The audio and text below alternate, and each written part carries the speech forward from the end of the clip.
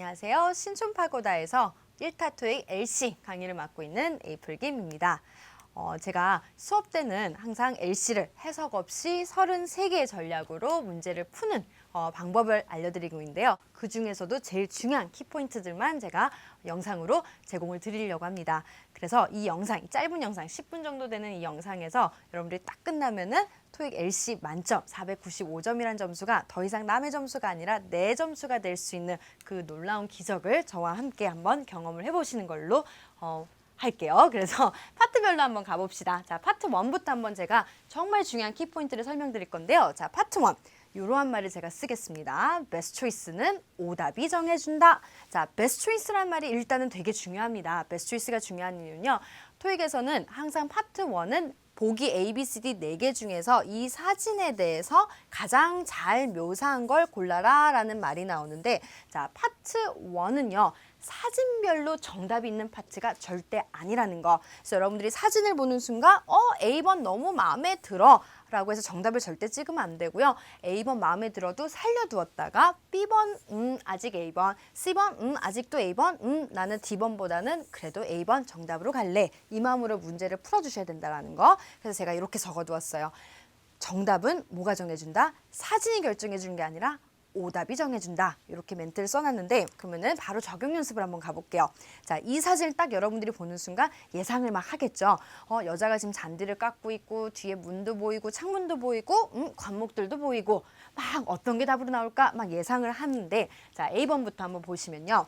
A woman is opening the window라고 얘기를 했어요. 그러면 분명히 사진 속에 창문은 있지만 여자가 창문과 많이 떨어져 있네요. 무언가를 하고 있지 않았죠. 오프닝, 열고 있지 않았기 때문에 A번은 오답. 그 다음에 B번, A woman is putting on a cap. 자, 여자가 지금 모자는 쓰고 있어요. 근데 요거는 포인트. is putting on이라는 표현이 나와줬는데, 자, put on은 우리 뭘 표현한다? 착용하는 동작을 표현한다라는 거. 자, 동작을 표현하기 때문에 여러분들이 꼭 알아두셔야 되는 게 이 사진에서 여자는 어떻게 하고 있어요? 이미 쓰고 있는 상태죠. 그렇기 때문에 best choice는 안 될 거라는 거. 자, C번. 보시면은 woman is mowing the lawn. 자, 여기서 이제 중요한 게 하나 있어요. 이 잔디 깎는 기계를 가지고 잔디를 깎고 있다. 그러면 이제 저는 일단 생각나는 게 is operating a machine 요 정도가 있을 텐데 mowing이 나와줬어요. 그럼 분명히 딱 듣는 순간 이게 뭐지 싶을 텐데, 자, 그럴 때는 일단은 살려둡니다. 그 다음에 D번. A woman is trimming the bushes. 자, 이 bush라는 표현은 되게 중요한 건데, bush는 우리 사진 속에 있는 이러한 관목들을 얘기하는 거죠. 근데 이 관목들과 여자도 참 거리가 머네요. 뭔가를 하고 있지 않기 때문에 best choice 정답 C. 이렇게 찾아주셔야 되는 게 파트 1 문제 푸는 방법. 제가 지금 어떻게 했어요? 잔디 깎고 있죠? 잔디 깎는 표현이 이게 정답이에요 라고 설명하지 않았죠? A번, B번, D번보다는 지금 C번이 가장 잘 설명했기 때문에 정답, 오답이 정답을 정해준다. 요게 픽포인트 전략이라는 거. 그다음에 여러분들이 이제 LC 만점을 받기 위해서 파트 1에서 꼭 하나 더 알아둬야 되는 전략이 있는데요. 자, 여기서 사진 속에 지금 뭐가 없죠? 사람이 없다라는 거. 사진 속에 사람이 없는 순간, 자, 여러분들이 딱 생각나야 될 게 구문이 하나 있습니다. 자, 요거 많이 보셨나요? 비빙 피피골. 제가 조금 더 구체적으로 쓰면 is, 그 다음에 are being 피피골. 아이고, 안 써지네. is, are being 피피골. 라는 거 기억을 해두셔야 되는데, 자, 요 개념은 이제 여러분들이 꼭 알아두셔야 되는 게 by 누구라는 개념이 숨어 있다라는 사실. by 누구? 자, 그러면 누구에 의해서 라는 건데, 자, 요 개념 이제 꼭 알아두셔야 돼요. 반드시 어떤 사람이 주어한테 PP라는 뭘 하고 있어야 된다? 동작을 하고 있어야 된다라는 사실. 자, 그러면 이 개념은 만약에 사진 속에 사람이 없으면 어떻게 되겠어요? 오답 처리가 되겠죠. 요게 이제 메인 포인트거든요. 그럼 여러분들이 사진 속에 딱 사람이 없는 순간 반드시 어떤 사람이 해야 되는 동작을 표현한 뭐는 오답 처리한다? is being, are being은 오답 처리한다. 되셨나요? 그래서 아까 다시 말씀드렸던 오답 소거 전략으로 문제를 풀어주셔야 되며, 그 다음에 만점을 위해서는 사진 속에 사람이 없는 경우에는 뭘 오답 소거한다? is being, are being은 오답 처리한다. 요게 파트 1의 메인 포인트. 되셨죠? 자, 그러면 이제 파트 2로 가서 제가 이제 또 설명을 드려볼게요. 자, 파트 2는 우리 총 몇 문제인가요? 30문제죠. 그래요. 근데 여러분들이 30문제를 푸는 동안에 꼭 기억을 해둬야 될 게, 자, 문제에서의 단어가 보기에서 그대로 반복되는 경우 어떻게 한다? 오답으로 처리한다. 여기 이제 중요한 건데, 자, 예를 들면 문제 속에 어포인먼트가 있는 거예요. 근데 보기 속에 어포인먼트가 또 나왔죠. 자, 그러면 오답 소거를 한다는 얘기인데, 자, 여기서 중요한 거, 우리 영어에는 he, she, they처럼 뭐가 있냐면은 대명사라는 개념이 있습니다. 자, 그러면 파트 2에서도요. 문제 속에 어포인먼트가 나오면요. 보기 속에 왜 어포인먼트 똑같은 말이 반복됐을 때 오답 처리하냐면요. 해석상 맞출 거였으면 어포인먼트 다시 안 쓰고 뭐라 썼을 거다? it이라고 썼을 거라는 거. 고로 문제 속인 단어가 반복되면 해석상도 오답일 거니까 어떻게 한다? 오답 처리한다라는 거.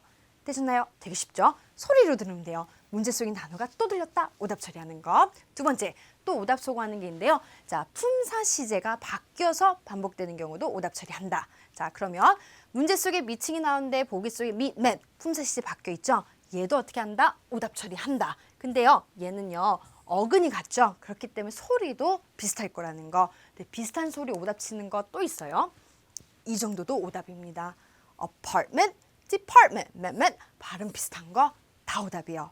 자, 그러면 파트 2, 30문제인데 기본적으로 여러분들이 항상 문제 푸는 동안 생각해 주셔야 될 거, 말, 반복, 비슷한 발음 항상 어떻게 한다? 오답 속어로 문제 풀어주신다. 되셨죠? 자, 그 다음에 여러분들이 이제 또 봐주셔야 될 게 하나 있는데요. 요런 거. 정해진 정답이라고 제가 썼어요. 정해진 정답. 어떤 문제가 나오던 간에 무조건 정답되는 표현이거든요. 한번 보시면은 어떤 문제가 나와도 내가 몰라 라고 얘기하면은 정답이겠죠.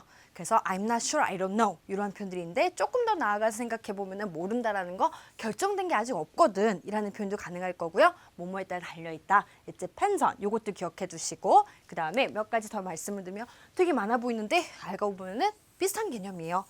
어떤 사람이 나는 모르지만 어떤 사람이 아마도 알 거야. 아니면 가장 많이 나온 건 얘 아이들 확인해 볼게 내가 모르니까 이라는 표현. 그래서 여기 있는 건 어떻다?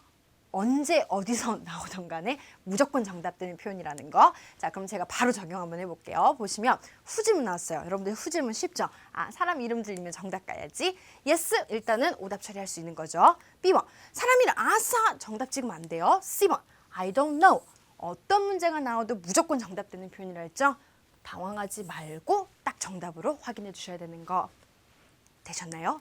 자, 그러면 지금 제가 정해진 정답 표현 정리해드렸죠? 머릿속에 딱 넣어뒀다가 많게는 3개, 아무리 적어도 하나씩은 꼭 이 표현의 정답 나와주는 거니까 반드시 외워주시고 들렸다면 정답 찍어주시면 됩니다. 되셨죠? 오케이. 그 다음에 또 가볼게요. 제가 요런 문제를 하나 설명해 보려고요. 여러분들이 이제 웬 질문이 나와줬는데 오! yes는 제꼈어요. 근데 어떡하지? tomorrow도 있고요. yesterday evening도 있는 거예요. 그러면 보통은 이 다음에 놓인 시제? 근데 우리 귀에 시제는 잘 안 들리잖아요. 자, 이러한 상에서 문제 유형에 해당하는 정답이 2개가 나왔을 때 써먹는 전략이 하나 있는데 제가 요거 완전 중요한데 하나 알려드릴게요. 자, 우선순위로 정답되는 표현들이 있습니다. 우선순위로 정답되는 거 unfortunately, maybe, probably, actually, oh, well, then 아니면 되질문하는 경우가 우선순위로 정답으로 간다라는 거. 그러면 방금 요 문제를 한번 다시 보면요. 웬 질문이 나오는데 B번과 C번이 고민되는 거예요. 근데 정답은 뭘로 간다? B번으로. 이유는 뭐다? 이 probably 때문에. 그래서 여러분들이 요 우선순위 표현들도 외워주고 있다가 듣기에서 살려두었다가 정말 고민되는 순간에는 정답을 찍어주면 맞춰주겠죠. 그래서 요거까지 여러분들이 챙겨가는 거 키포인트. 오케이. 근데 이러한 문제 한번 볼까요? 자, where 질문이 나왔어요. 근데 yes는 제꼈어요. 근데 under desk도 있고요. in the cabinet도 있는 거예요. 근데 아까 방금 분명히 우선순위, actually, probably 우선순위 전략 그것도 안 되는 거죠. 자, 이랬을 경우에 또 여러분들이 꼭 알아야 되는 거 한번 가보면요. 제가 이런 말 썼네요. 9문장. 자, 이건 어떠한 LC 수업에서도 여러분들이 못 듣는 건데 제가 여기서 대방출합니다. 자, 보시면은 제가 만약에 이런 예문을 들어볼게요. Who is pretty? 라고 하면 분명히 여러분들 대답해 주실 거죠? April이라고요. 그래요. 자, April이라고 대답을 해주셔야 되는데 지금 중요한 포인트 제가 또 질문해 볼게요. Do you like me? 라고 물어봤어요. Do you like me? 라고 물어보면 좋아하면 뭐라고 대답할 수 있나요? 그쵸. Yes 아니면 No라고 대답할 수 있는 거죠. 자, Do you like me는 like에 대해서 물어보기 때문에 할 수 있는 게 Yes or No. 동사에 대해서 물어보기 때문에 Yes or No가 나올 수 있는데 Who is pretty? 하고 물어보는 의문사에 대해서는 Yes or No가 나올 수 없는 이유가 동사를 물어보지 않는다라는 거. 오케이, 그러면 이제 이렇게 생각을 하시면 돼요. 아, 우리 의문사, 의문문은 뭐에 대해서 물어보질 않는다? 동사에 대해서 물어보질 않는구나. 그러면 생각을 해볼게요. 대답을 해줄 때 동사에 대해서 안 물어봤으면 굳이 뭘 언급할 필요가 없어요. 동사를. 그렇기 때문에 영어에 있어서 우리 동사가 있는 걸 뭐라 불러요? 문장. 동사가 없는 거는 구. 그래서 의문사, 의문문은 구랑 문장이 있으면 정답이 뭘로 간다? 구. 문장이 오답으로 갈 거라는 거. 하지만 분명히 Who is pretty라고 하면 분명히 할 수 있는 말이 April is pretty라고 얘기할 수 있겠죠. 그래요. 조금만 참아요. 자, 그랬을 경우에 April is pretty 분명히 문장으로 대답할 수 있는데 언제 써먹는 거냐면 이러한 상황에서 자, where 질문이 나와줬는데 A번 on the desk 구가 나와줬죠. 그 다음에 it's in the cabinet 와우 문장이 나와준 거예요. 자, 그랬으면은 고민되는 상황에서 의문사 의문은 구랑 문장이 있으면 정답이 뭘로 간다? 구. 그래서 정답을 뭘로 처리해준다? B. 이렇게 간다라는 거. 그러면 여러분들이 30문제를 푸는 동안에 의문사 의문문을 12에서 14문제 나머지가 다른 동사들을 다양하게 물어본 질문들이거든요. 그러면 여러분들이 구랑 문장만 잘 구분해도 풀 수 있는 문제가 상당히 많아지겠죠? 되셨나요? 그래서 제가 파트 2에 대해서 지금 완전 중요한 키포인트들만 지금 알려드렸습니다. 자, 그러면 바로 3, 4 한번 넘어가 보면요. 자, 파트 3, 4는 제가 듣기가 나오기 전에 반드시 문제를 분석하고 보기 모드를 키워드를 잡는다.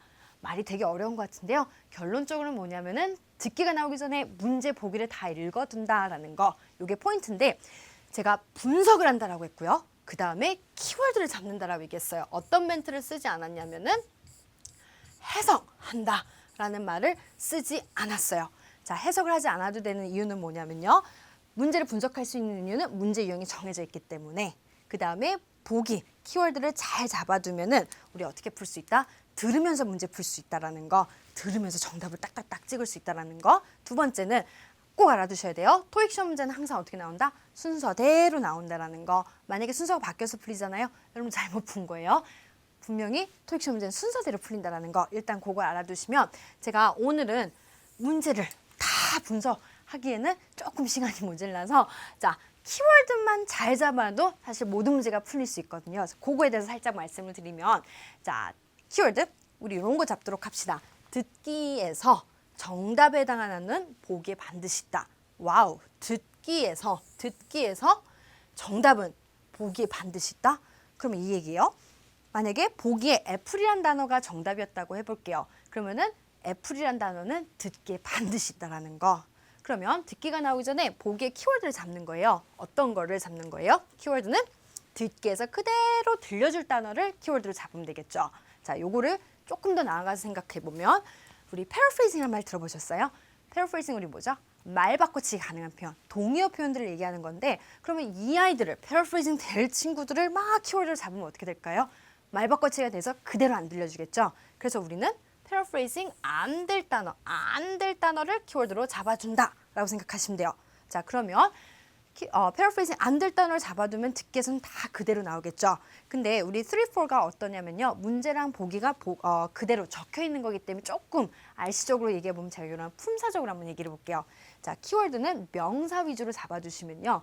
듣기 그대로 정답 그대로 찍을 수 있거든요. 동사는 여러분들이 상상하는 이상으로 말 바꿔치기 엄청나게 많이 시켜요. 그렇기 때문에 보기에서 열심히 명사를 찾아두시면은 여러분들이 들리는 대로 문제를 풀 수 있다라는 거. 되셨나요? 오케이, 그러면 3, 4는 쉬운 얘기예요. 보기를 명사 위주로 잡아두시고 그 다음에 어떻게 한다? 들으면서 들리는 단어 그대로 찍는다라고 생각하시면 됩니다. 되셨죠? 네, 오케이.